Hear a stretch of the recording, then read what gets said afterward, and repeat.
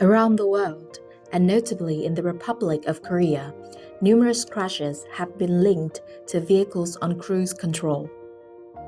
That's why we developed RTS-10, a device that actively slows cruising vehicles by engaging their automotive radar.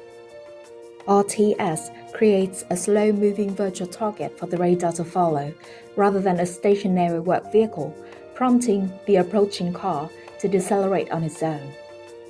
Our mission is simple: protect workers and prevent damage to any vehicle in the process.